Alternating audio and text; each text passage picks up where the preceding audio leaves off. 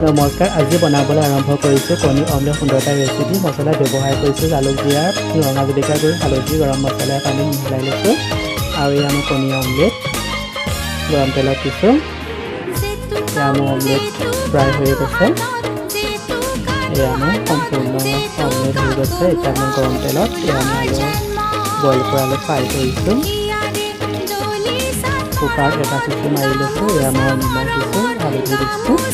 এতিয়া মই আলুটো অকণ ৰঙচুৱা হোৱালৈকে এনেকৈ মই ভাজি থাকিম। আৰু মই লাহে লাহে ৰঙচুৱা হৈ আহিছে। এয়া মই সম্পূৰ্ণ আলু ফ্ৰাই হৈ গ'ল।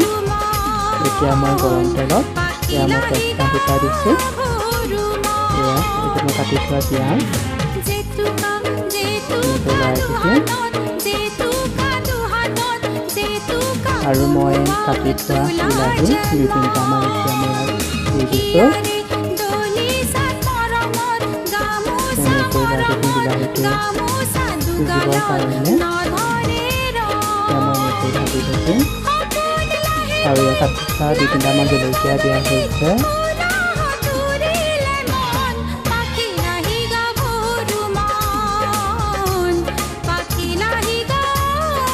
এয়া সোৱাদ অনুসৰি নিমখ দিছোঁ। সিজাই বিলাহীটো সিজিবৰ কাৰণে মই এনেদৰে লৰাই দিছোঁ।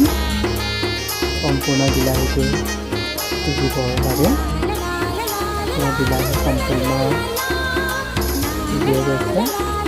আৰু মই এতিয়া ব্যৱহাৰ কৰা মছলাখিনি দি দিছোঁ। মিক্স কৰি পেলাই এনেকৈ মই মছলাখিনি দি দিয়া হৈছে।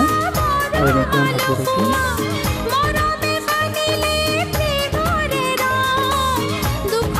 আৰু মই ইয়াত গৰম পানী অকণমান দি দিছোঁ। এয়া বইল কৰা আলুখিনি ইয়াত মই দিয়া হৈছে।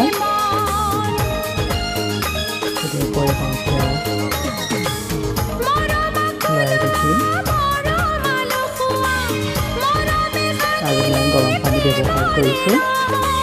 জোখমতে মই পানী দিছোঁ।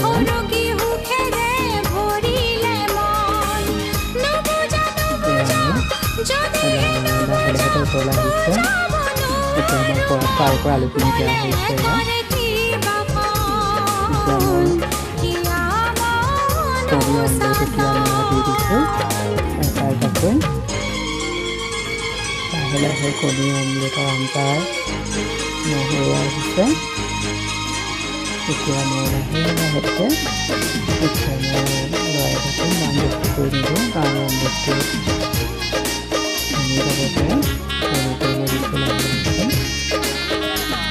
এতিয়া মই সম্পূৰ্ণ হৈ আহিছে। এয়া এতিয়া মই ধনিয়া গুড়ি দিছোঁ 1 চামুচ।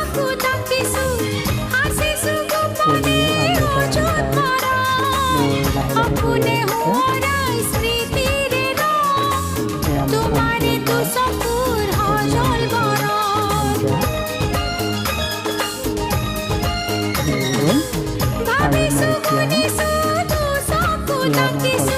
কণী অমলেটৰ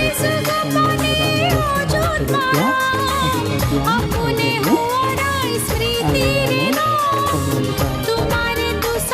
আপোনালোকে তেনেকৈ বনাই খাবচোন। বহুত সুন্দৰ এটা ৰেচিপি হয়।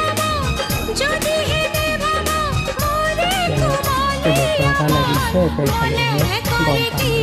কণী অমলেটটো প্ৰথমে লৈ লৈছোঁ।